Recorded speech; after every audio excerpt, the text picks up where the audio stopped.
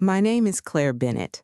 I am 33 years old, and I manage guest operations for a private hospitality company that handles weddings, business banquets, luxury fundraisers, and high-end family events across 3 cities. That means I know how people behave around food. I know when a table is celebrating. I know when a table is showing off. I know when someone is ordering because they are hungry, and I know when someone is ordering because they believe the bill will land in somebody else's lap. So when my mother called after almost 4 years of silence and asked me to come to dinner so we could finally heal as a family, I should have asked one simple question before I agreed. Who exactly is coming? But I did not ask. I wanted to believe her. That was the first mistake. I drove 45 minutes to a restaurant called the Silver Hearth, a place with stone walls, low golden lights, polished wine glasses, and prices my parents would have complained about when I was growing up. I walked through the front doors expecting 4 people: my mother, my father, my younger sister, Natalie, and me. Instead, I found 17 members of my family already seated inside a private dining room, laughing over seafood towers, dry-aged steaks, truffle sides, cocktails, and 2 bottles of champagne that had clearly been opened long before I reached the parking lot. My father was at the head of the table. He looked up, smiled like he had just won something, and said, loud enough for everyone to hear, "There she is, our successful girl. You can take care of tonight, right? After everything this family has done for you, you owe us at least that much." The room went quiet. Not shocked quiet, waiting quiet. That was when I understood. This was not a reconciliation dinner. This was a trap with candles, and my father believed I had walked right into it. He thought the old Claire had come back, the Claire who fixed every crisis, paid every bill, swallowed every insult, and called it love because that was easier than admitting she had been trained to disappear. But the old Claire was gone, and before the night was over, one small sentence to our server would do what 4 years of silence had not done. It would tell the truth. Welcome back to After Silence Stories, where family secrets rise to the surface, quiet people finally speak, and the person everyone underestimated walks out with her dignity intact. If you have ever been treated like the family bank, the responsible one, the fixer, the one who must stay calm while everyone else creates the problem, this story is for you. But before I tell you what happened when the check arrived, I need to explain why I went there in the first place, because that is the part I still think about. Not the bill, not the restaurant, not even my father's face when his card failed. I think about the phone call. I think about how quickly hope can make an intelligent woman ignore every warning sign in front of her. I grew up in a house where love was measured by usefulness. No one said that directly, of course. Families like mine rarely say the real rule out loud. They wrap it in softer words. Family helps family. You do not turn your back on blood. Your parents sacrificed for you. You are the strong one. By the time I was 16, I had already learned that being the strong one meant being the one who could be asked for things without anyone feeling guilty. My first job was at a hotel breakfast buffet. I wore black pants, a white shirt, and shoes that hurt so badly I used to take them off in the car and drive home barefoot. I smelled like coffee, syrup, dish soap, and old carpet. My first paycheck was supposed to buy me a winter coat. Instead, it paid the electric bill. My mother cried when she asked. My father looked ashamed but did not stop her. My little sister Natalie was in the living room watching television, too young to understand that I was learning a lesson that would shape the next 15 years of my life. When the lights stayed on, everyone was relieved. No one remembered the coat. That became the pattern. At 19, I paid for Natalie's school trip because my parents said she had already told her friends she was going. At 21, I covered my father's truck repair because he said he needed the vehicle for work and had just hit a rough month. At 23, I paid the deposit on Natalie's first apartment after she signed a lease she could not afford. At 25, I covered half of my parents' roof repair and pretended it was a loan even though we all knew they would never pay it back. Every time I helped, my mother called me an angel. Every time I hesitated, my father reminded me what family meant. "You have always been practical, Claire," he would say. "That is why we come to you." It sounded respectful. It was not. It meant my needs could wait. It meant my plans were less urgent than everyone else's emergency. It meant I had become the safest person to use because I rarely made anyone uncomfortable. Natalie, my younger sister, was different from me in every way. She was bright, dramatic, beautiful, and careless in a way people always forgave. She could forget rent, cancel plans, quit jobs, and still be described as figuring life out. If I missed one birthday call because I was working a 16-hour event, I was cold. If Natalie disappeared for 3 weeks, she was overwhelmed. I loved her.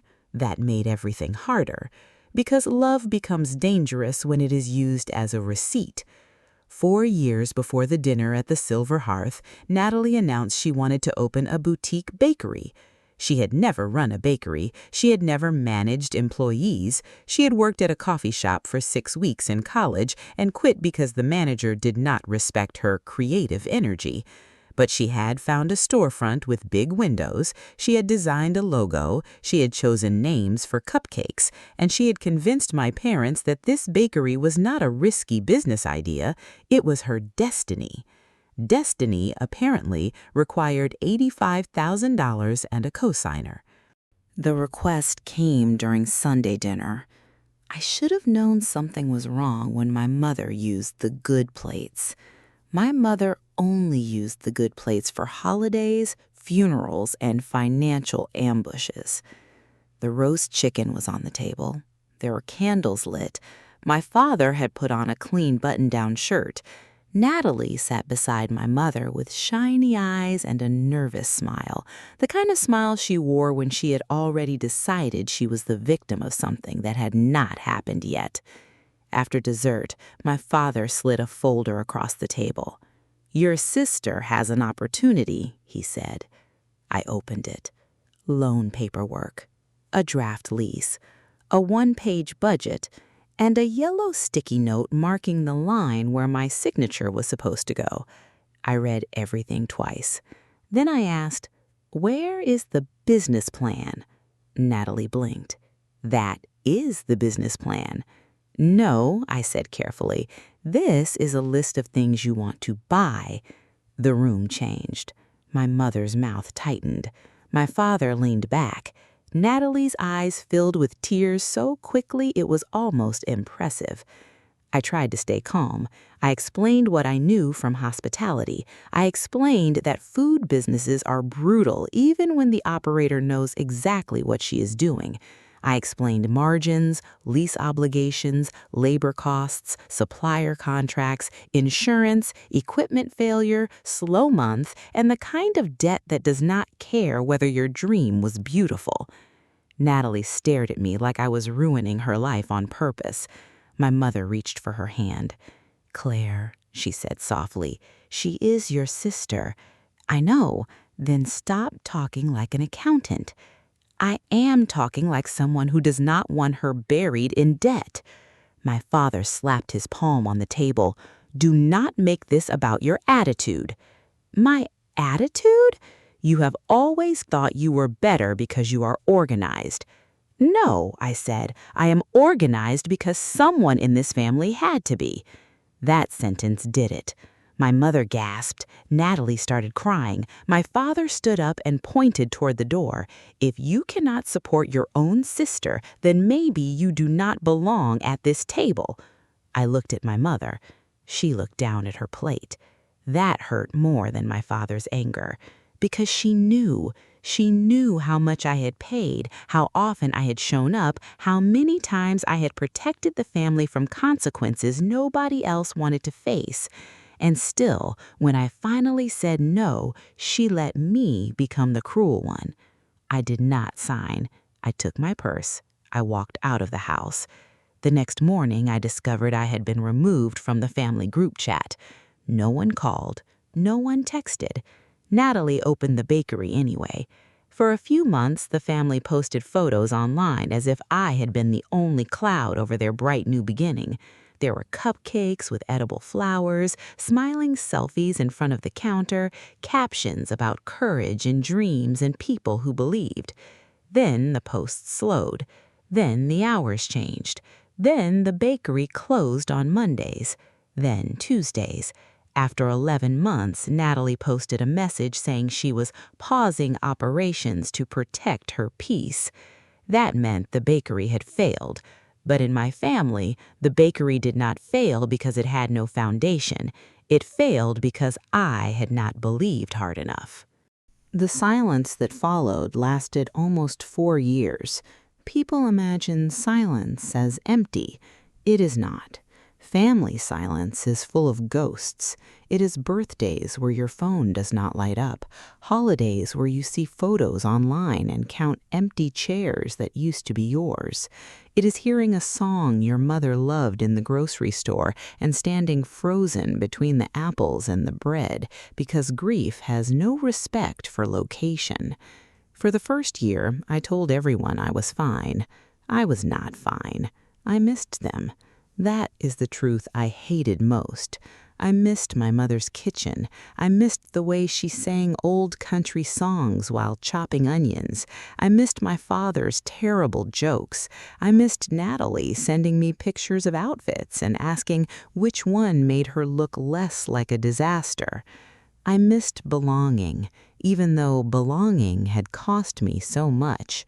That was what my therapist, Dr. Patel, helped me understand. You were not only grieving them, she told me, you were grieving the role that made you feel necessary. Necessary. That word stayed with me, because being needed can feel like love when you have never been loved without being useful. I worked hard during those years. Too hard, probably. I moved from venue coordinator to guest operations manager, then regional director. I supervised staff schedules, vendor contracts, guest complaints, emergency plans, and the delicate art of making very wealthy people believe nothing had gone wrong, even when everything had. I bought a small condo. I paid off my car. I learned to sleep without checking my phone for family emergencies. I learned to buy groceries only for myself. That sounds simple unless you know what it's like to grow up believing every extra dollar is already promised to someone else. Then, one Tuesday afternoon, my mother called. I was in my office reviewing staffing plans for a museum fundraiser when my phone lit up with her name. For a second, I thought I had imagined it. I had not blocked her. I had told myself that was maturity. Maybe it was hope. I answered. Hello? There was breathing first, then my mother's voice. Claire. One word, and I was 16 again. She cried softly, not loudly, not theatrically, just enough for me to hear the crack in her voice when she said, I miss my daughter. I closed my eyes. There it was, the sentence I had wanted and feared for almost 4 years. She said she and my father had been doing a lot of thinking. She said time had gone by too quickly. She said they wanted to make things right.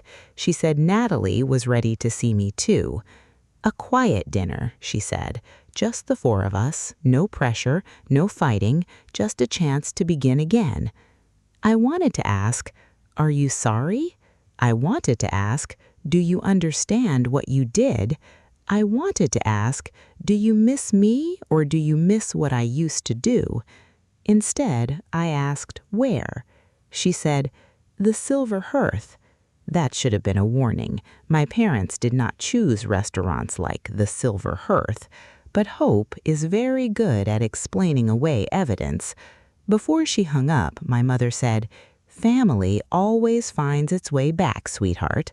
I said yes, and somewhere deep inside me, the old Claire started reaching for her wallet. My friend Mara told me not to go.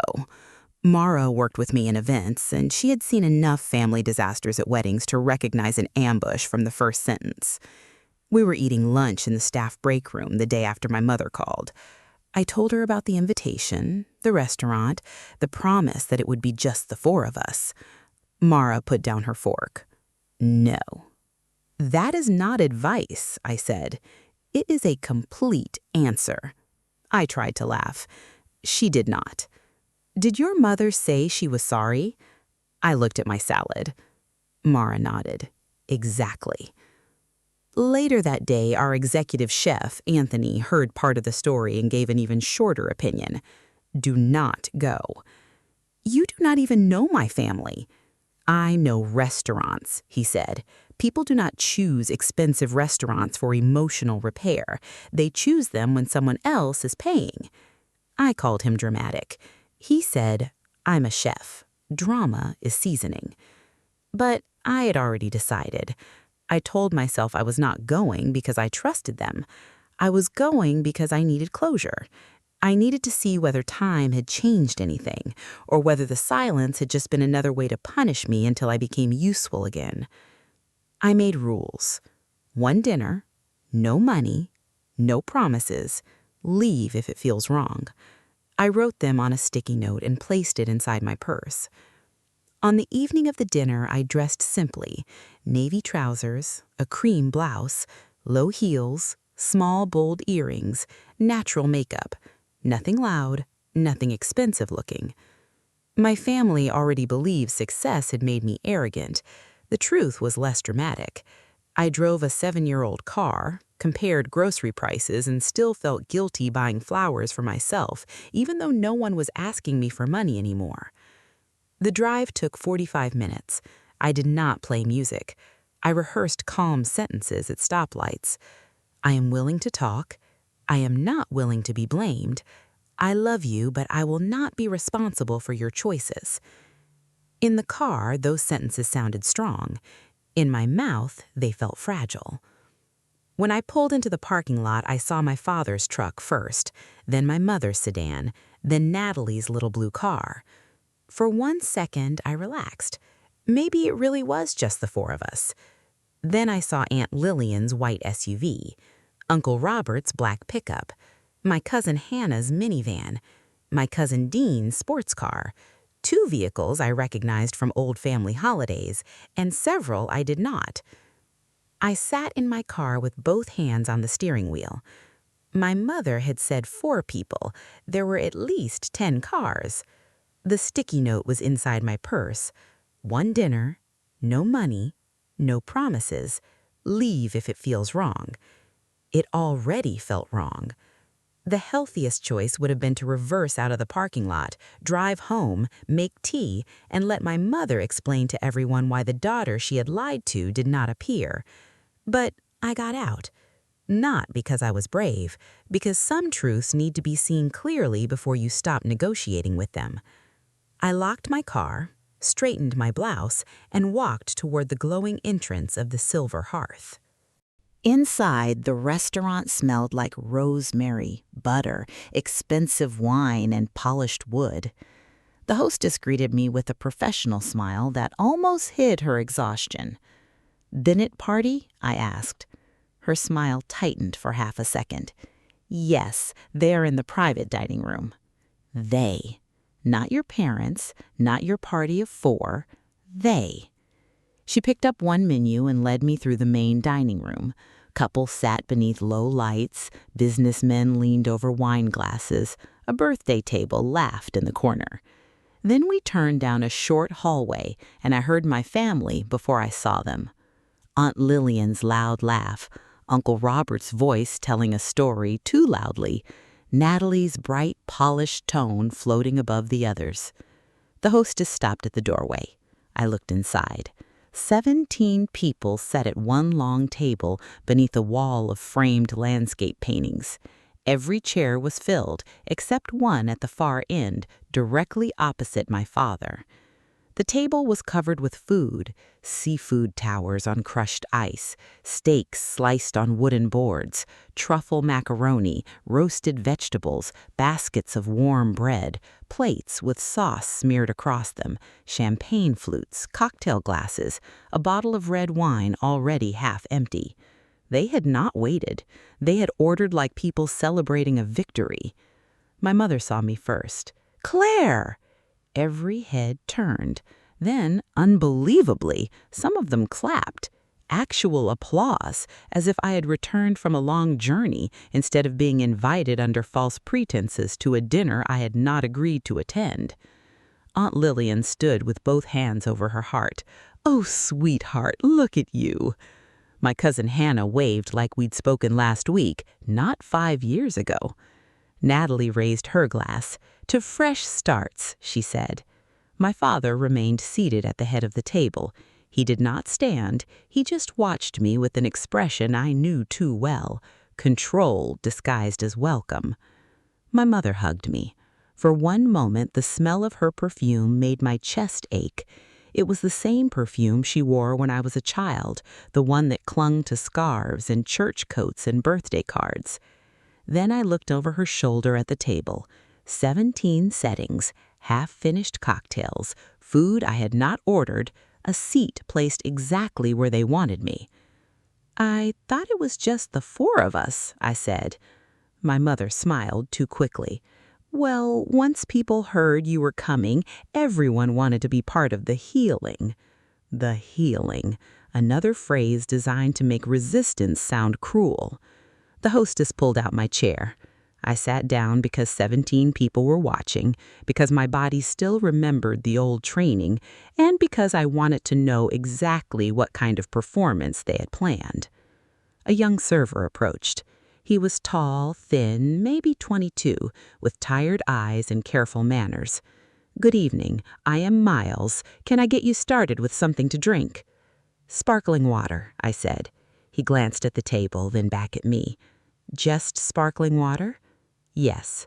His eyes softened. "Of course." My father lifted his champagne flute. "To Claire," he said. "Finally, back where she belongs." Everyone drank. I did not. I looked around the table and began doing what I do for a living. I read the room, and the room was already confessing. The first part of the dinner was dressed up as warmth. My mother asked about my work in a voice sweet enough for strangers. "So, you are still managing those big events?" "Yes." "And the company is doing well?" "Yes." "And you are doing well." There it was. Not, "Are you happy?" Not, "Have you been lonely?" Not, "Did we hurt you?" Just a careful little question with money hiding behind it. "I am stable," I said. My mother's smile twitched. Aunt Lillian leaned across the table. "Stable is wonderful these days. Some people are barely getting by." She looked at me as if I should pick up the sentence and carry it to its intended destination. I did not. Uncle Robert asked if I had bought property. My cousin Dean asked if I traveled much for work. Hannah said she had heard I had moved up a lot. Every question had a hook. Across from me, Natalie sat in a pale pink dress, her hair curled, her nails perfect, looking fragile and expensive. She always knew how to appear delicate while other people carried the weight. "You look different," she said. "So do you. I mean, you look polished." "Thank you." She smiled. "I guess money changes people." I picked up my sparkling water. "Sometimes debt does too." Her smile disappeared. My father ordered more food without asking anyone. Another steak board, more sides, a second bottle of champagne, a bottle of red wine he called the good one, loudly enough for the room to hear. The server, Miles, wrote everything down. His pen paused when my father named the wine. A small pause. A professional pause. But I noticed. I noticed everything. When Miles asked for a card to keep the tab open, my father pulled one from his wallet with a confident little flourish. "Put it all on this for now," he said. "We are celebrating." For now. The words landed quietly inside me. My father had never been careless with money. When I was a child, he argued over coupon expiration dates. He returned shirts if the sale price did not ring up correctly. He complained about restaurant drinks costing more than a bottle at the store. That man did not order champagne for 17 people unless he believed someone else would absorb the impact. The comments began after the second bottle. Aunt Lillian said, "It must be nice not to worry about bills." Hannah said, "Your parents have had such a hard few years." Uncle Robert said, "Sometimes the people who do well have to remember who helped them get there." My father nodded at that one. My mother watched me carefully, smiling whenever I looked her way. Natalie sipped champagne and added, "Some people forget family when they get comfortable." Each comment was small enough to deny. Together they formed a wall. You have money, we know it, you owe. I thought about the sticky note in my purse. One dinner, no money, no promises, leave if it feels wrong. I had not left yet, but I had stopped hoping. Miles returned with my water refill. He set it down gently and said, low enough that only I could hear, "Doing okay?" I looked at him. "I'm getting there." He nodded once, as if he understood more than I had said. Then he went back to serving the people who had mistaken my silence for surrender. About 40 minutes into the dinner, I excused myself to the restroom. I needed a locked door. I needed cold water on my wrists. I needed 30 seconds where no one was studying my face for signs of weakness. The restroom was down a narrow hallway near the wine room. Inside, there were marble counters, soft towels, amber soap, and a mirror that made the lighting kinder than the truth. I stood at the sink and let the water run. That was when I heard voices outside the door. My mother and Natalie. I froze. They entered together, laughing softly. I was in the last stall, door closed, feet hidden behind the shadow of the partition. Natalie spoke first. "She is quieter than I expected." My mother sighed. "That means she is thinking." "Dad should just ask before dessert." "No," my mother said. "Your father knows what he is doing. Once the check is there, she will not refuse, not with everyone watching." My hand tightened around the lock. Natalie laughed. "I told you she would show up if you said it was just us." "We needed her here first," my mother said. "If she knew everyone was coming, she might have made an excuse. And if she tries to leave? She will not. Claire hates scenes." There it was. Not guessed, not implied, spoken plainly. My mother knew exactly what weakness they were using. Natalie turned on the faucet. "We should have ordered more before she arrived." "We ordered enough." "I still think she owes me after the bakery." My mother did not correct her. She did not say, "Your sister was trying to protect you." She did not say, "We were unfair to Claire." She said, "Tonight is not about the bakery. It is about getting the family through this." This. Whatever this was, it was bigger than dinner. Natalie lowered her voice. "How bad is Dad's situation?" My mother was quiet for a moment. Then she said, "Bad enough that we cannot carry it much longer. The credit cards are full. The bank called again. If Claire helps us through the next few months, we can breathe." There was a silence. Then Natalie said, "She can afford it." My mother answered, "She has always been able to afford more than she admits." I stood in that stall listening to the people who had called me home discuss me like a financial instrument, not a daughter, not a sister, a bridge loan with feelings. They left after touching up lipstick and adjusting hair. I waited until the door closed. Then I stepped out. My face in the mirror looked calm. That surprised me. I had expected tears, rage, shaking hands, but what I felt was colder than anger. Clarity. The kind that arrives when a question you have been avoiding finally answers itself. They had not missed me, they had missed access. The dinner was not an apology, it was an invoice disguised as a reunion. I washed my hands slowly. I dried them.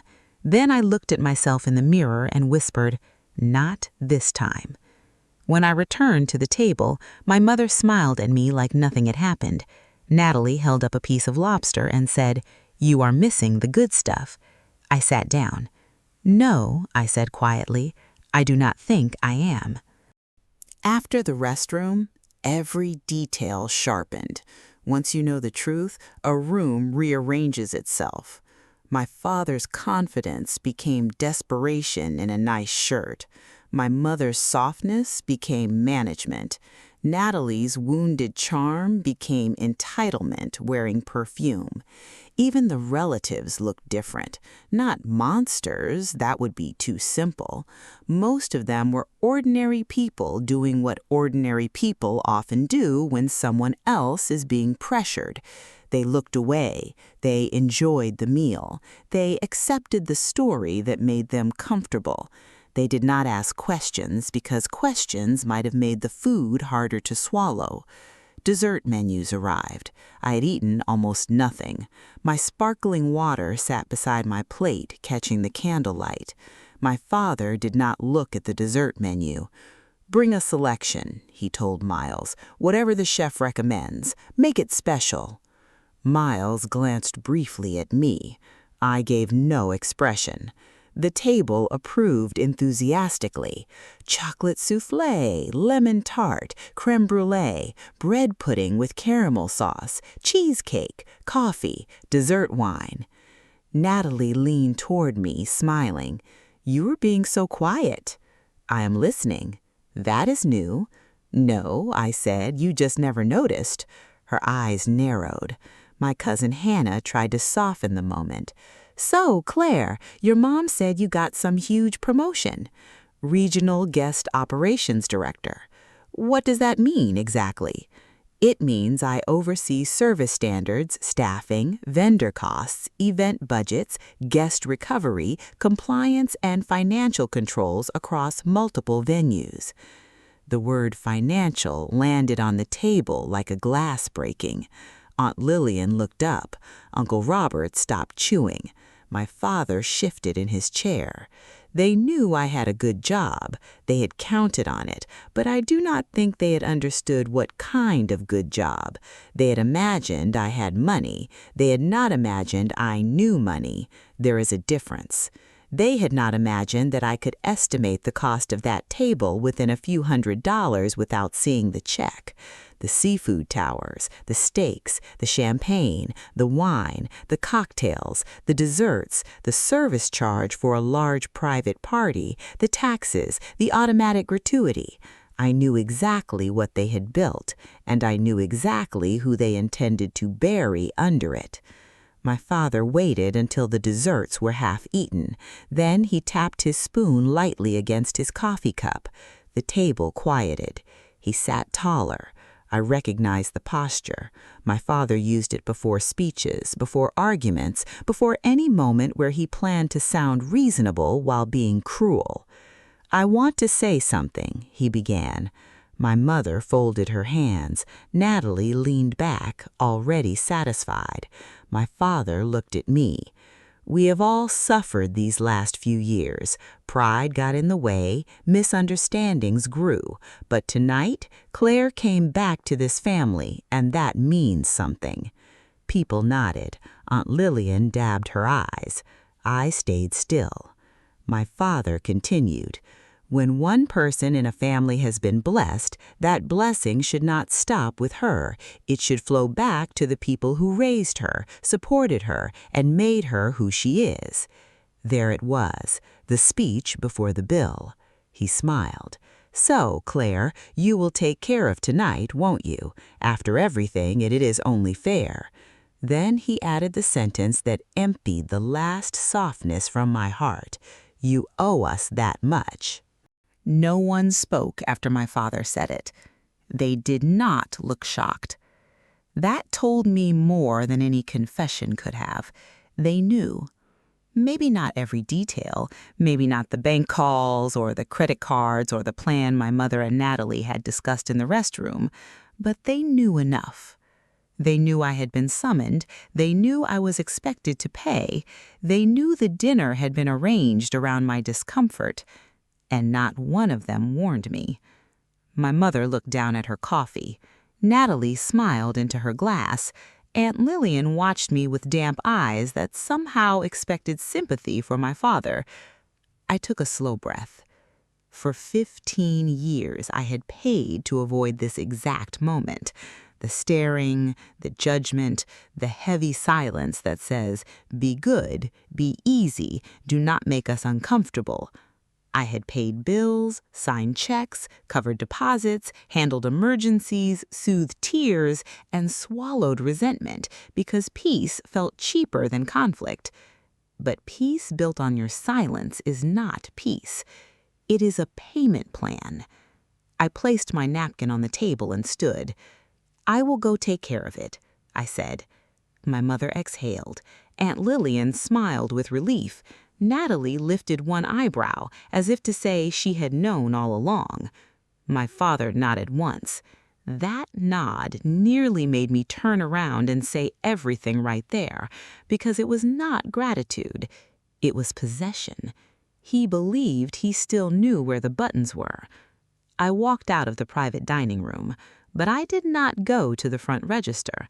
I walked to the service station near the wine room, where Miles was speaking with the floor manager, a woman in her 40s named Serena. She had a black blazer, silver hair pulled into a neat bun, and the expression of someone who had survived every type of customer. "Excuse me," I said. They both turned. I kept my voice low and steady. "I need to clarify something about the private party." Serena's eyes shifted toward the dining room, then back to me. "Of course. I am not the host. I did not make the reservation. I did not order for that table. I ordered sparkling water only, and I will not be covering the group check." Miles went very still. Serena did not look surprised. That said plenty. The gentleman at the head of the table placed a card on file for the reservation. "Yes," I replied. "Please present the full check to him." "And your check?" "My sparkling water separately, please. Add 30% for Miles and the support staff." Miles looked down, but I saw his face change. There is a particular gratitude service workers try to hide because professionalism has trained them not to need anything from guests except basic decency. Serena studied me for one more second. Restaurant professionals understand more than people think. Tables reveal themselves. Tone reveals itself. The person ordering everything is not always the person being used. "Absolutely," she said. "We can do that." I paid my small check immediately. 1 sparkling water, 2 refills, 30% tip. Serena handed me the receipt. "We will present the main check shortly." "Thank you." As I turned to leave, Miles said quietly, "For what it is worth, you handled that better than most people would." I looked at him. "I'm just getting started." Then I walked back to the table. For 10 minutes, my family believed I had surrendered. Those 10 minutes were strangely peaceful. My mother reached over and squeezed my hand. "Thank you, sweetheart," she whispered. I looked at her hand on mine. "For what?" Her smile flickered. "For being willing to move forward." I gently moved my hand away. "I am moving forward." She did not understand. Not yet. Aunt Lillian began talking about planning a proper family gathering in the summer. Uncle Robert complained about the price of gas. Hannah asked if I would come to Thanksgiving now that things were better. Natalie took a picture of her dessert and said, This place is cute. We should do birthdays here. Birthdays. As if I had just purchased my way back into the family calendar. My father looked completely relaxed. He leaned back with his coffee, one arm over his chair, proud of himself. He had built the trap. He believed it had closed. I watched Miles appear at the edge of the private room with a leather check presenter in his hand. He did not look at me. He walked directly to my father. He placed the bill beside my father's coffee cup. "Whenever you are ready, sir." The conversation stopped. My father stared at the check as if Miles had placed a snake on the table. My mother's face lost color. Natalie's head turned slowly toward me. Aunt Lillian whispered, "Oh." My father opened the folder. I saw the total reflected in his expression. Shock first, then anger, then fear. He closed the folder quickly. "There has been a mistake," he said. Miles remained calm. "Sir?" "My daughter is taking care of this." Miles answered politely, clearly, and beautifully. "Miss Bennett's separate check has already been paid. This is the remaining group check for the reservation under your name." Your name. 2 words can move a mountain when placed correctly. Every person at that table looked at me. I picked up my sparkling water and took a sip. My father's face hardened. "Claire?" "Yes?" "What are you doing?" "I paid for what I ordered." Natalie leaned forward. "That is not what you said." "I said I would take care of it." "You know what that meant." "I know what you wanted it to mean." My mother's voice trembled. "Please do not do this here." "Do what?" "Embarrass your father?" I looked at her for a long moment. The whole evening had been designed to embarrass me into obedience, but now that the discomfort had turned in the correct direction, suddenly embarrassment was unacceptable. My father pulled out his card, the same card he had displayed earlier, the same card he had used as a prop when ordering wine he could not afford. "Run this," he said sharply. Miles accepted it. "Of course, sir." He left. No one touched dessert. No one drank coffee. No one laughed. 17 people sat in the silence they had helped create. When Miles returned, his face was professional but gentle. "I am sorry, sir, the card was declined." My father blinked. "Run it again." Miles nodded and left. My mother closed her eyes. Natalie whispered something under her breath. I watched the bubbles in my water rise and disappear. Miles returned a second time. "I am sorry, sir. It still is not going through. Do you have another form of payment?" The room changed completely. Before that sentence, my father still had a performance to hide inside. After it, there was only math. He opened his wallet quickly. No flourish now, no confident smile, just fingers moving through plastic cards like a man searching for a door in a burning room. He handed Miles another card. Declined. Then another. Declined. Then one from behind his driver's license bent at the corner. Declined. The more cards failed, the quieter the room became. The relatives who had eaten freely looked trapped by their own fullness. Aunt Lillian stared at the tablecloth. Uncle Robert rubbed his forehead. Hannah looked genuinely sick. Natalie's face had gone pale, except for 2 bright spots of anger in her cheeks. My mother began to cry. Not the soft crying from the phone call. This was public crying, the kind designed to collect sympathy. "Claire, please," she said. There was that word, please. For years I had imagined hearing it differently. Please forgive us. Please come home. Please let us make it right. But in my family, please still meant pay. My father looked at me. "What did you do?" "I paid for my water." "You knew this would happen." "I knew you planned for me to pay." He slammed the check presenter shut.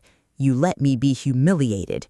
"No," I said. "You invited me here to be humiliated. You just expected the humiliation to land on me." Natalie stood so quickly her chair scraped backward. "You are unbelievable." I turned to her. "No, Natalie, what is unbelievable is inviting me to a fake reconciliation dinner so I could cover a bill for 17 people while everyone pretended it was healing." My mother gasped. "Lower your voice." I have not raised it. That was true, and that was why they were afraid. A shout can be dismissed as emotion. A calm truth must be answered. I looked at the table. I was told this would be dinner with my parents and my sister. I arrived to find all of you here already eating and drinking. Nobody asked me if I agreed to pay. Nobody told me the truth, but apparently everyone felt comfortable assuming I would cover it. No one answered. So let me be clear. I am not paying this bill. Aunt Lillian finally spoke. "Claire, your father is struggling." "I know." My father's head snapped toward me. My mother froze. Natalie whispered, "How?" "I heard enough," I said, and even before that, the table told me everything. My father's anger cracked. For one moment, he looked old. "We are drowning," he said. I felt it then, the old ache. The daughter inside me heard her father say he was drowning, and she stepped forward. Then he added, "And you would really stand there and watch?" The daughter stepped back, because even drowning, he reached for guilt before honesty. I said, "If you had called and told me the truth, I would have listened. If you had asked for help making a plan, I would have helped you find a financial counselor. If you had said you were scared, I would have heard you." My voice stayed steady. But this is not asking for help. This is manipulation with appetizers. My mother covered her mouth. Natalie glared at me. My father looked away. I continued, "You did not invite me because you missed my daughter. You invited me because you missed my money." I stood up. For most of my life, standing in front of my family while they judged me would have been unbearable. That night, it felt almost clean. The worst had happened. They were staring. They were angry. They were disappointed. And I was still breathing. "Dad," I said, "I am sorry you are in trouble. I mean that." His eyes lifted slightly. "But I will not pay for a trap. I will not be punished for refusing a loan 4 years ago. I will not buy my way back into a family that only opens the door when there is a bill behind it." My mother cried harder. "We wanted you back." I looked at her. "For what?" She had no answer. That was the answer. Natalie pointed at me. "You abandoned us." "No, I was removed because I would not co-sign debt you could not carry. You ruined my dream." "No, Natalie, a dream without planning ruined itself." Her mouth opened, then closed. I looked around the table one last time. Some faces were angry, some ashamed, some still waiting for me to soften because that was the version of me they remembered. "I would have helped with honesty," I said. "I will not help with deception." I picked up my purse. Serena, the floor manager, stood near the doorway, present but silent. Miles stood beside her. My part was done. My bill was paid. For once, I owed nothing. My father's voice followed me. "So that is it? You walk away from your family?" I turned back. "No, I am walking away from my assigned role." My mother whispered, "Claire." I looked at her, and for a second I saw the woman I had missed, the woman who taught me to make soup when I was sick, the woman who sang in the kitchen, the woman I had wanted to believe was waiting for me under all the manipulation. I loved her. That did not change the truth. "You taught me family helps family," I said, but somehow I was the only one expected to prove it. No one spoke. I walked out of the private room, through the main dining room, past the hostess stand, and into the cool night air. Miles followed me to the front entrance. "Miss Bennett?" I turned. He held up my receipt, though I already had one. Maybe he needed an excuse. "Are you okay?" Such a small question. No one at that table had asked it. I nodded. "I will be." He smiled sadly. "I have seen a lot of difficult tables. That one was quiet, but quiet can still be violent," I said. He nodded. "Thank you for the tip." "You earned it." "So did you," he said. I walked to my car before I cried. The parking lot lights buzzed overhead. Cars passed on the road beyond the restaurant. The world continued as if nothing enormous had happened. But something enormous had happened. Not to them, to me. I sat in the driver's seat and pulled the sticky note from my purse. One dinner, no money, no promises. Leave if it feels wrong. I folded it carefully and placed it in the cup holder. Then my phone started buzzing. Messages flooded in. My mother, Natalie, Aunt Lillian, Hannah, numbers I had not seen in years. Cruel, selfish, ungrateful. You embarrassed your father. Your mother is devastated. This is not what family does. I did not answer. I opened the family group chat they had added me back to 2 days earlier. Messages were appearing so quickly the screen kept jumping. I typed one sentence: "I will not pay for being manipulated." Then I left the chat. The notification appeared. Claire Bennett has left the group. For the first time that night, I smiled. Not because I had won. Family should never have been a battlefield. I smiled because I had not lost myself. The weeks after that were quieter than I expected. 3 days later, Hannah sent me a private message. She said she had not known the full story and apologized for being part of the dinner. I thanked her, but I did not step back into the family circle. 2 weeks later, Natalie texted, not to apologize, to ask if I could help with rent.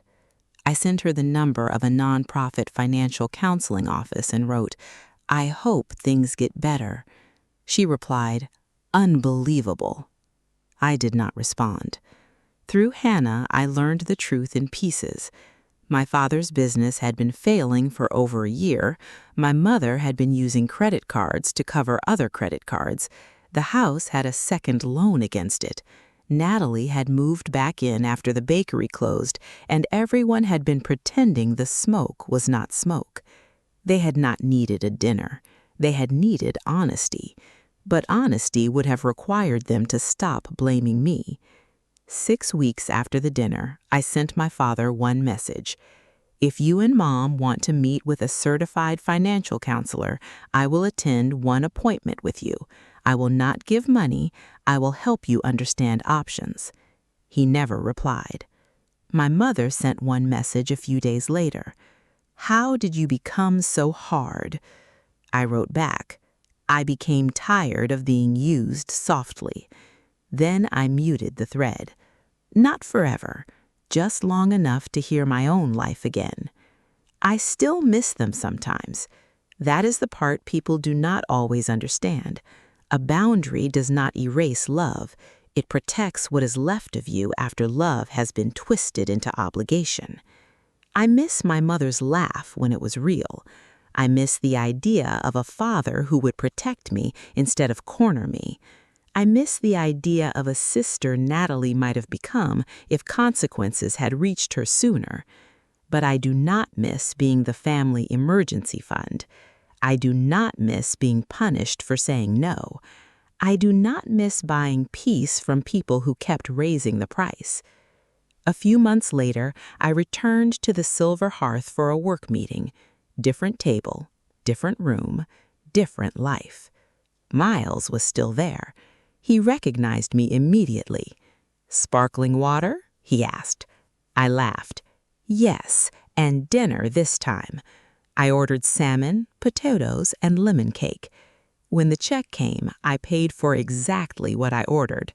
No guilt, no shaking hands, no invisible family waiting to measure my love against my credit limit. Just me, a woman at a table, responsible for herself. And that was enough. So if you have ever been the one everyone calls when the roof leaks, the rent is late, the car breaks down, the dream fails, or the consequences finally arrive, listen to me. Helping is a choice. It is not a sentence. Love is not a bill.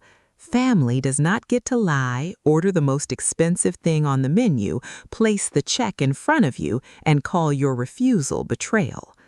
A boundary does not need to be loud to be final. Mine was one glass of sparkling water, one separate check, and one quiet word: no. That night, my father's card told the truth nobody else wanted spoken. They were not angry because I abandoned them. They were angry because I stopped abandoning myself. This is my story. 17 seats, one fake reunion, one check placed exactly where it belonged, and the first quiet drive home that did not feel like punishment. If this story reminded you of someone who always pays, always fixes, always smiles while being cornered, send it to them. Maybe they need to hear this tonight. You are allowed to love your family. You are allowed to help when help is honest. But you are also allowed to leave the table when the only seat they saved for you is next to the bill. Thank you for listening to After Silence Stories. If this story stayed with you, subscribe, leave a comment, and remember this: the moment you stop paying for other people's comfort with your silence is the moment you finally begin to hear your own voice.